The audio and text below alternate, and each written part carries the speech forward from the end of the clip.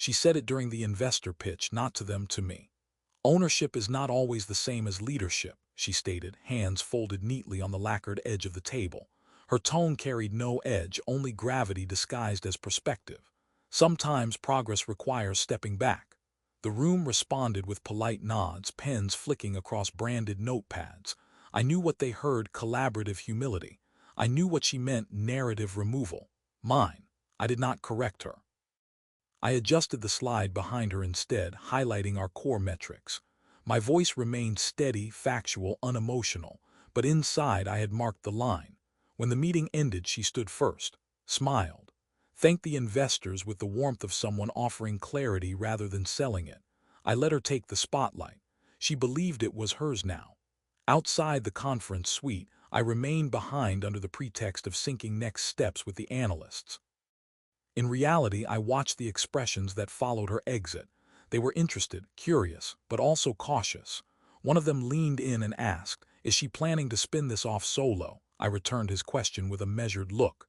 "She is still part of this firm." The analyst nodded slowly. "For now." Later that night, she acted as if nothing had shifted. She reheated leftovers, poured my drink without being asked, and asked about tomorrow's meetings with unforced ease. I responded with clipped but civil replies. She filled the silence with small observations about decor, lighting, and upcoming birthday dinner. I studied her face as she spoke, not because it had changed, but because the performance had sharpened. There was no malice, no bitterness, only direction. She was no longer searching for credit, she had already claimed it. When she set her glass down and leaned back in her chair, she smiled softly. "You have been more composed lately. I think it helps the energy around us." I held her gaze for a moment, then nodded. "Composure is useful when things become misaligned." Her smile held, but her eyes moved first. She changed the subject. The next morning, I arrived at the office early and pulled the version history on our shared pitch documents. One of the decks, our strategic innovation framework, had been copied to a personal Google Drive linked to an alias I did not recognize. EM Venture Direct. I followed the thread. The drive held a condensed version of our original architecture, stripped of mutual attribution. The typography had been softened, the language slightly reframed, streamlined vision, narrative realignment, feminine informed resilience. Her voice not mine, but my bones, my scaffolding, my syntax repurposed. I printed the file, not for confrontation, for clarity. That evening I cooked. She came home late, greeted me with warmth calibrated to familiarity, and changed quickly. She returned wearing soft cotton and spoke of a funding circle meeting that had opened some very energizing possibilities. I asked who was there. Her answer came without a pause. "Just the usual investor crowd. Nothing formal." I said nothing more. The next morning I sent a simple message to one of our oldest clients, someone I had not spoken to in weeks. I asked how the new strategy alignment session went, the one Elise had allegedly led. His reply was brief. "She shared the EM Venture Direct deck. Seemed like a solo push, but effective. Did not realize it was still part of your platform." I replied with thanks and archived the message. That afternoon, I reviewed our server access logs. EM Venture Direct had connected remotely 3 times in the past month, each one during weekends she claimed to be at wellness events. Each session involved downloads of project architecture, pricing tiers, and our original product roadmap. Still, I said nothing. The next day, she forwarded me an email, a funding update from a boutique VC we had both met last year. The name at the top was familiar: Sean Landon. I remembered his easy confidence, his praise for her keynote delivery, his follow-up note asking if she consulted privately. She included a note: "Might be an angle to explore, could be helpful." I read it twice. Then I opened a secure browser and pulled his name through a backend VC network I still had limited access to. His recent activity showed interest in solo female founders, a narrative-specific fund. And buried in a recent photo dump from a closed-door retreat hosted in Napa, I found it: a candid shot. Elise, standing beside him, glass in hand. Her body turned slightly inward, posture relaxed. The file was tagged Privatelidersretreat. She had told me it was a creative resilience workshop. I closed the browser, shut off the lights, sat for several minutes without movement. This was not about business, and she was not shifting her story. She was replacing mine. The next time she mentioned Sean Landon, it was offhand, a passing comment while folding laundry. "He has such a clear eye for impact," she said, smoothing a blouse I had never seen before. Said I should stop apologizing for outgrowing legacy models. I did not ask what legacy meant in that sentence. I simply watched how carefully she placed the garment on a hanger, as if precision validated the philosophy. That night, after she fell asleep in her usual rhythm, face turned toward the window, body curled away, I opened the mirrored device I had quietly synced to her cloud calendar 2 months earlier. It had started as a logistical tool. Now it was a record of her edits. Her Saturday appointments were no longer labeled strategy or alignment. They were reduced to abbreviations: SL, M check-in, platform prep. Most lasted just over 2 hours, usually followed by short travel gaps and muted communication windows. I matched the time blocks with her expense records. A consistent pattern emerged: car services to boutique hotels, light meal charges billed to the firm's discretionary card, and time-stamped confirmations of encrypted file sharing from her personal domain. I printed each transaction, marked the overlaps, and labeled the folder dual path. The following afternoon, she suggested we attend a networking dinner hosted by the Creative Capital Roundtable. I accepted. She looked surprised. "You do not usually like those," she said while reviewing the guest list on her phone. "I do not usually need to anymore," I replied, "but it might be good to see where things are heading." She hesitated for half a second, then nodded slowly. "Fair point." At the event, she introduced me only twice, both times as an early collaborator. I watched her move between circles with curated ease, her voice low but confident, her gestures soft but strategic. Sean arrived late. When she saw him, her eyes shifted before her expression did. She adjusted her posture, tilted her head slightly. He approached with the familiarity of someone who had already been accepted into her future. He greeted me with a firm handshake and a compliment about our shared foundation. I answered evenly. "The foundation is still intact. The branding just changed." He smiled, but his eyes narrowed briefly. Then he turned back to her and said, "The new framework is getting traction. You should own that." She laughed softly. "That is the plan." I excused myself before dessert. Not abruptly, just enough to let her choose whether to follow. She did not.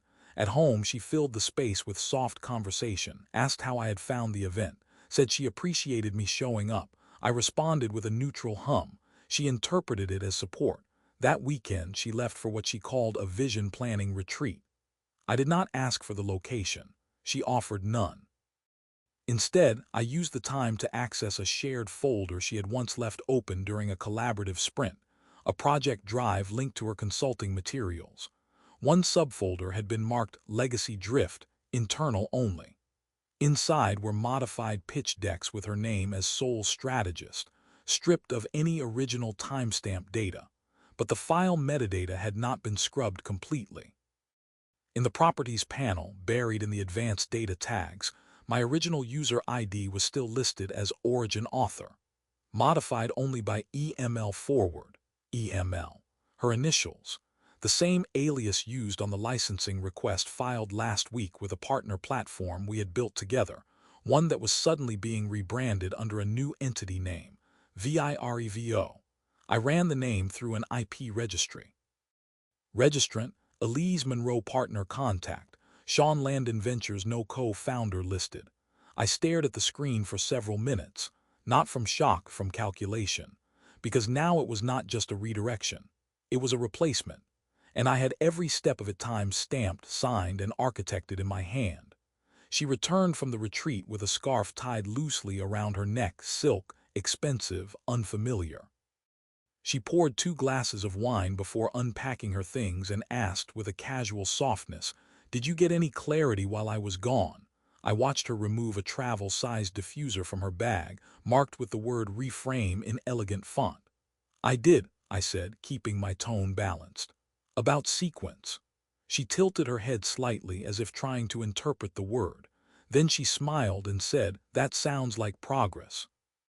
That night I waited until she began her routine in the upstairs bathroom. 15 minutes, same playlist, steam already collecting at the mirror. I opened the cabinet beside her desk and retrieved the red leather folder she had left behind, not carelessly, confidently. Inside were two printed contracts, unsigned but initialed.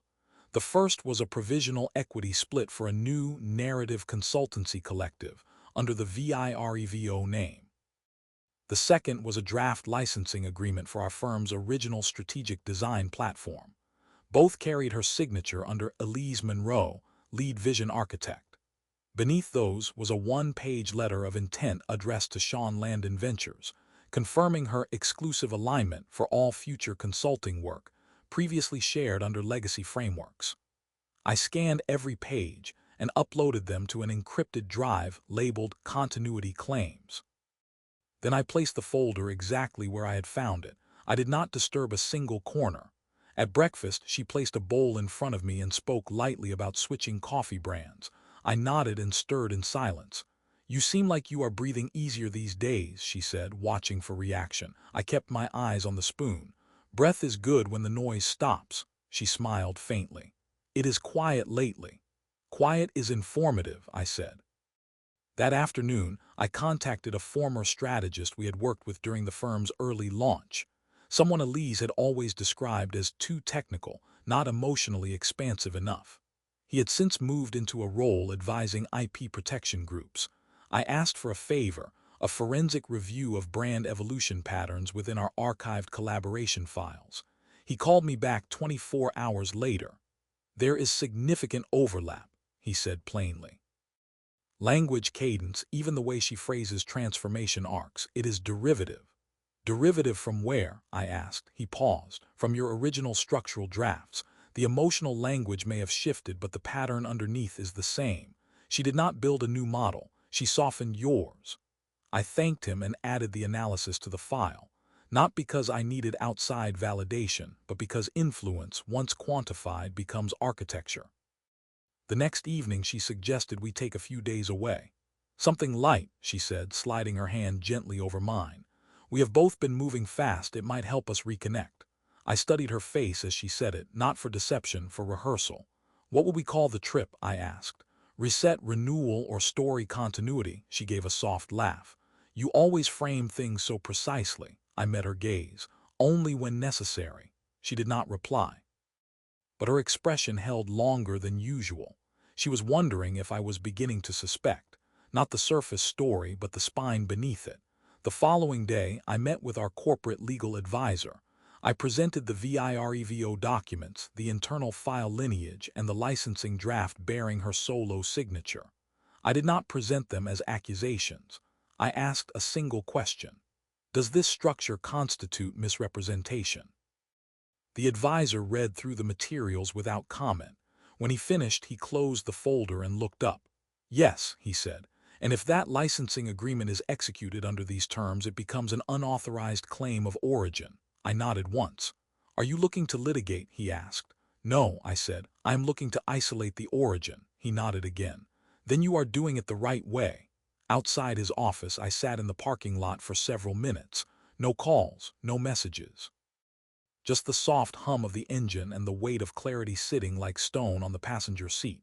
She was not just building a new story. She was trying to bury the evidence of mine. She suggested wine again that night, a new vintage, unprompted. As she poured, she asked, "Do you remember when we first pitched together? You were so composed. I envied that." I watched the stream land in the glass. "Composure looks like detachment to those rewriting the memory." She hesitated for a breath, then smiled. "You are always so careful with words." That was true, but she no longer understood the reason. I let the evening move forward without resistance. She talked about color palettes for VIREVO's upcoming content series, about how Sean's team wanted a human touch added to the deck. I nodded occasionally, each one marking a future proof point. The next morning she was already gone before I entered the kitchen. A note waited on the counter, "Running late for alignment session. Back early afternoon." No time listed, no location, no attempt to tether the moment. I accessed her shared calendar, which now mirrored only sanitized entries, but the audit log from her old team collaboration software, one we had phased out but never fully deleted, had preserved her file activity. It showed a late-night upload from her desktop to a private domain, unityfirst.com. That site did not appear on her public profiles, but it was registered under a masked holding company tied to Sean's portfolio. The platform offered executive clarity tools for founders experiencing systemic noise. Her name was listed as creative lead, and beside it, one line in soft gray font, built-in quiet collaboration. I took a screenshot and added it to a folder titled Misalignment. That afternoon, she returned carrying a branded gift bag from a wellness agency. She set it on the table and said lightly, "Something for both of us." They had a grounding set, candles, oils, a guidebook. I examined the packaging while she unpacked. The guidebook's introduction was printed in her voice not as author but as quote. "You cannot co-create with shadows," it read, "and expect the light to feel earned." She watched me read it, gauging whether the line would land, whether I would flinch. I did not. That night she stood barefoot by the window and said softly, "I think we are evolving." I leaned on the counter, arms folded. "Is evolution what you call it when the authorship changes mid-chapter?" She turned slowly, lips parted. "That is not fair." I met her eyes. "Fairness is a luxury for those not rewriting origin stories." She held my gaze longer than usual, but she said nothing more. 2 days later, I arranged a breakfast meeting with someone she once referred to as a mentor, a mid-stage investor she had distanced herself from in recent months. We met under the pretense of catching up, and after coffee was served, I asked a simple question. "Has Elise ever approached you for individual backing?" The man blinked slowly, then nodded. "Yes, last quarter. She said you were stepping back, that she was taking lead on VIREVO, framed it as a natural shift." I raised my glass slightly. "Did she mention co-authorship, founding architecture?" He shook his head. "No, she positioned it as her long-term vision. Said the original platform had been misaligned with her clarity arc." I nodded and finished my coffee. That night she was waiting when I returned. She had set out dinner and lit 2 candles, intentional but not romantic. She wore gray linen, simple, neutral. "I talked to Sean today," she said while passing me a bowl. "He wants to fast-track the partnership, formalize it." I nodded once. "Did you tell him about the third signature?" She paused. "What?" "There were 3 signatories on the original IP assignment," I said. "Me, you, and our original advisor. You scrubbed the metadata but not the timestamp lineage. He still holds one." She stood very still, the serving spoon resting in her hand. Her voice dropped. "You have been watching." "No," I replied calmly. "I have been preserving." The next morning I filed a formal notice of origin rights preservation. Quietly, legally, without public noise. It was not a lawsuit. It was a record. And it was permanent. She came home that evening in silence. No grocery bag, no summary of her afternoon, no soft remarks about pace or presence. She placed her phone face down on the entry table and walked straight to the sink. While she rinsed her hands under cold water, I watched her expression shift, not from guilt or panic, but from structure. The way someone might rearrange an internal script. "I am trying to protect what I built," she said quietly, without turning. I leaned against the far counter. "You mean what we built?" She shut off the water, dried her hands carefully. "It only worked for me after I reshaped it." I nodded slowly. "You did not reshape it, you overlaid it." She turned around then, her face composed. "That is your version." "No," I said. "That is the evidence." She looked at me for several seconds, then left the room. The next day, I opened the archived pitch deck folder she had used during our early presentations. She had renamed the files but kept the structure. In one of the exported PDFs, her new color branding had been applied: soft neutrals, pastel accents, but the scaffolding remained mine. The progression, the model headers, even the closing slide framework. She had used my bones, repainted the skin, and called it healing.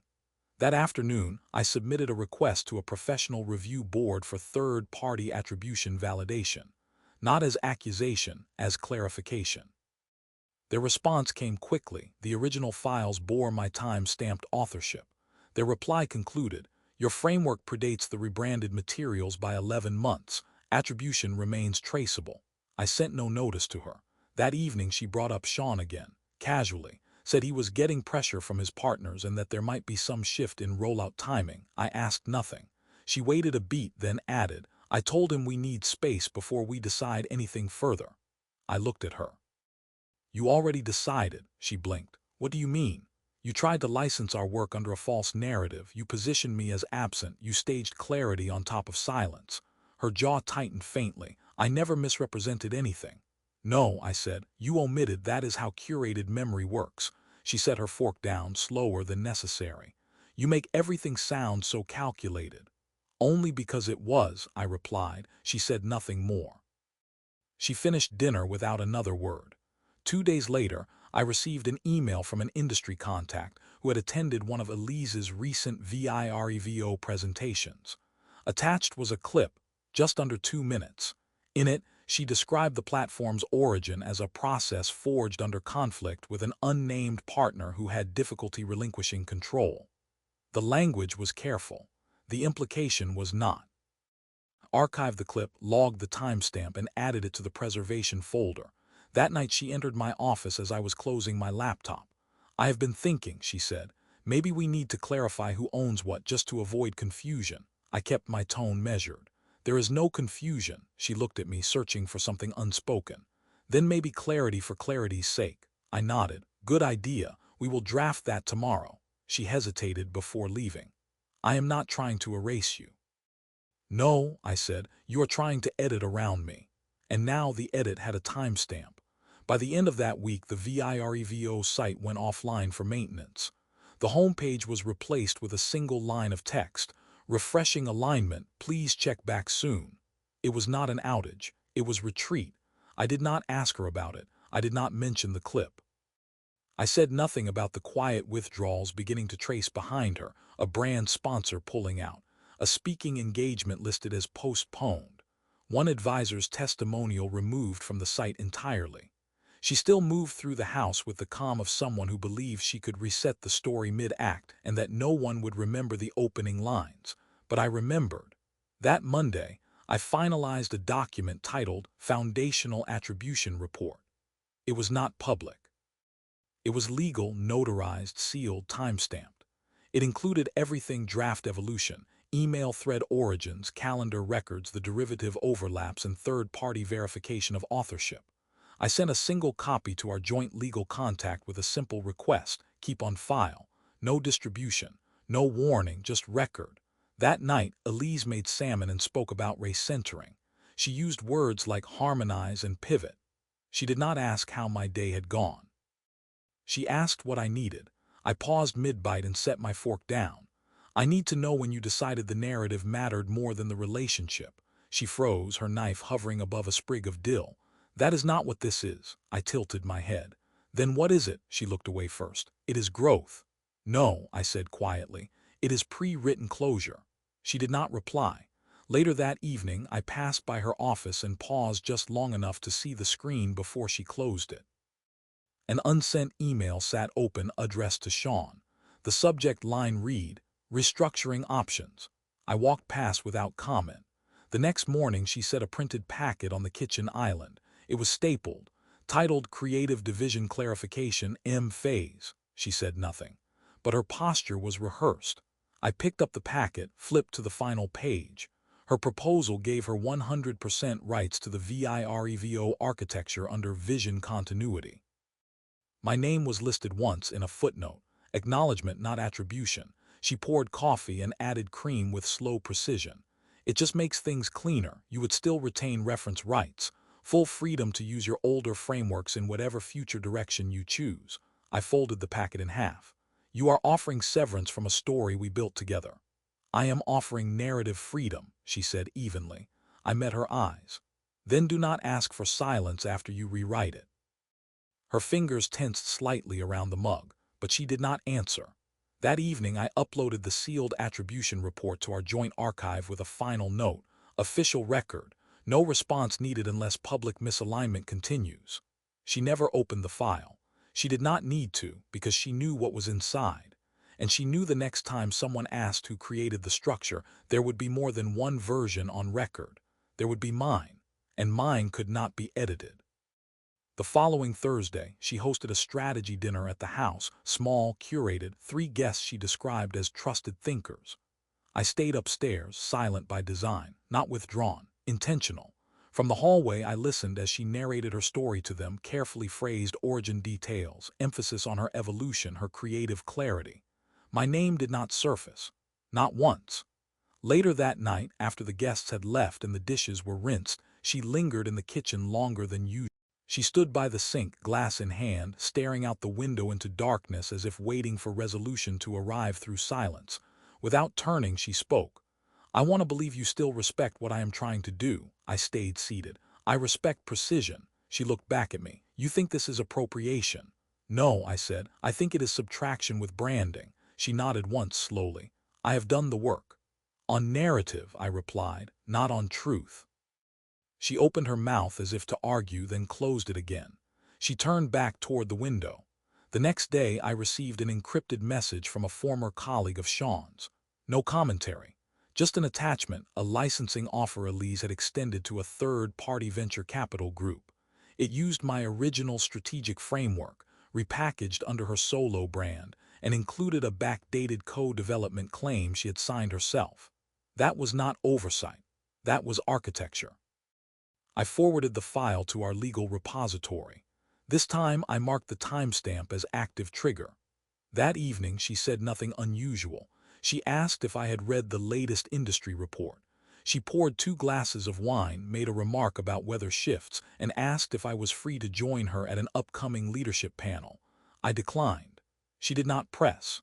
3 days later, the licensing firm responded to my silent alert. The framework had been flagged internally for content verification. They requested original authorship proof. I provided it, clean, dated, undeniable. They revoked the offer, quietly. That same week, Sean's firm pulled the VIREVO profile from their portfolio. No press release. Just a silent disappearance, like a typo removed before the page refreshed. She came home slower that day. She cooked, but did not comment on the food. She cleared the table without music. And when she sat beside me, she said nothing for nearly 20 minutes. Then she spoke. You have been waiting for it to fall. I did not look at her. I have been watching gravity, she exhaled softly. It was never personal. It was designed, I replied. She stood and walked to the sink. She rinsed her glass, dried it, and set it down with the care of someone ending something not with anger but exhaustion. The next morning I found a handwritten note in the drawer where we used to keep shared receipts. It was not an apology, not a confession, just one line. You were always the structure, I just borrowed the room. I folded the note, placed it in the preservation file, and then I left the house. Not because I was driven out, because I was done being edited.